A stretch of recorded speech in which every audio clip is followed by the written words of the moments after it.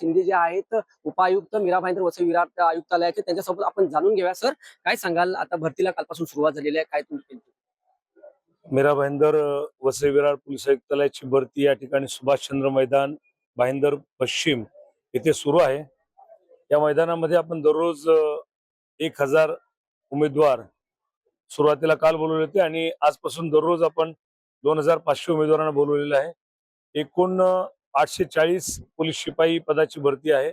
याशिवाय 81 चालक पोलीस शिपाई पदाची भरती आहे आणि यासाठी जवळजवळ 58,000 अर्ज आलेले आहेत. या सर्व उमेदवारांना इथं अत्यंत पारदर्शी पद्धतीनं आणि न्याय पद्धतीनं या भरती प्रक्रियेचा अनुभव येतोय. इथं पूर्ण सुरुवातीला त्यांचं ब्रीफिंग केलं जात आहे आणि त्यानंतर मग शारीरिक मोजमाप करून त्यांचं बायोमेट्रिक घेऊन आधार ऑथेंटिकेशन झाल्यानंतर त्यांची डिटेल बनवण्यात येते, ग्रुप बनवण्यात येतो. त्या 20-20 लोकांना 1600 मीटर धावणे, 100 मीटर धावणे आणि त्यानंतर गोळाफेक अशा एकूण 3 चाचण्यांना ते पूर्ण करतायत. एकूण 100 गुणाची चाचणी आहे. आतापासून 25 मार्च पर्यंत ही प्रक्रिया दररोज राबवली जाणार आहे. जर एखाद्या उमेदवारानं मद्यप्राशन केला असेल किंवा भोगस उमेदवार एखादा आला असेल तर त्याला रोखण्यासाठी आपल्याकडून काय उपाययोजना नेमकी करण्यात आली?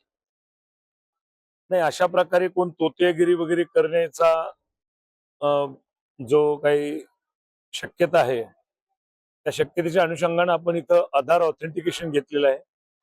त्याशिवाय त्यांचं बायोमेट्रिक घेतोय, फिंगरप्रिंट घेतोय, फोटोग्राफी करतोय आणि इथं एकूण सर्व क्षेत्रामध्ये सीसीटीव्ही लावलेले आहेत, 70 व्हिडिओ कॅमेरे लावलेले आहेत. त्यामुळं अशा प्रकारे कोणी तोतेगिरी करणार नाही याची आपण काळजी घेतोय. याशिवाय कोणी अंमली पदार्थ सेवन करू नये म्हणून अंमली पदार्थ विरोधी पथकाचे अधिकारी अंमलदार स्वतः इथं वेगवेगळ्या ठिकाणी उपस्थित आहेत. त्यांची सुरुवातीला पडताळणी केली जाते आणि याशिवाय काही ठिकाणी गोपनीयरित्या इथं नजर ठेवली जात आहे. भरती प्रक्रियेत पारदर्शकता राखण्यासाठी कोणत्या तंत्रज्ञानाचा योग्य प्रकारे वापर केला जातो? आता मी सांगितलं ते सीसीटीव्ही आणि व्हिडिओ कॅमेरा, तर या तंत्रज्ञानाचा निश्चितपणे उपयोग होतोयच.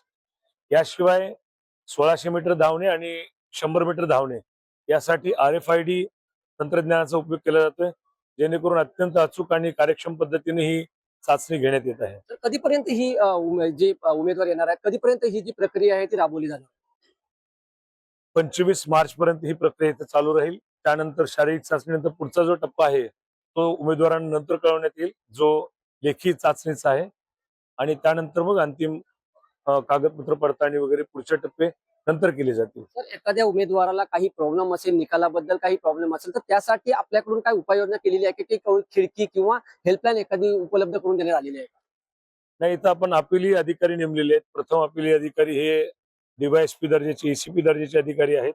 द्वितीय अपिली अधिकारी हे पोलीस उपायुक्त मुख्यालय श्रीयुत अशोक विरकर हे आहेत आणि त्यामुळे त्या ठिकाणी त्या उमेदवारांचं शंका निरसन केलं जाते आणि त्यांना कुठलीही अडचण असेल, शंका असेल तर त्या ठिकाणी उपलब्ध असलेले किंवा आम्ही नेमून दिलेले जे अपिली अधिकारी आहेत ते त्यांचं शंका निरसन करत आहेत. तर या भरतीला कशा प्रकारे रिस्पॉन्स मिळतोय, काय सांगाल?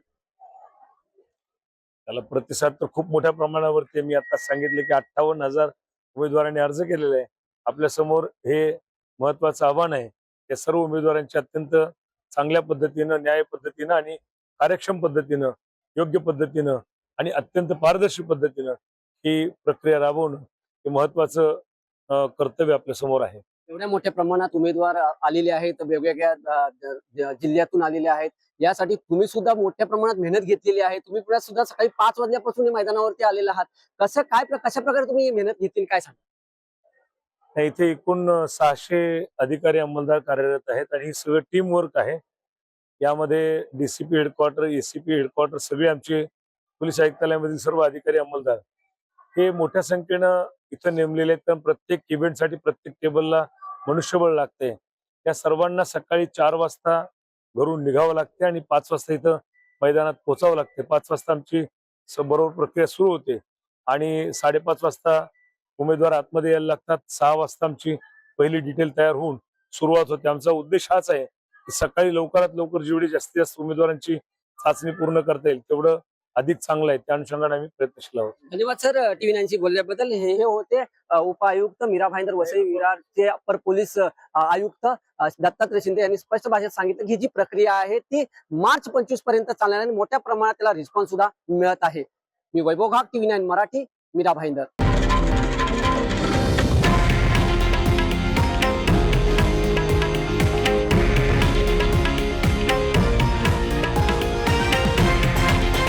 हे आहे देशातील नंबर 1 न्यूज नेटवर्क आणि आपण पाहत आहात टीव्ही 9 मराठी, एकमेव.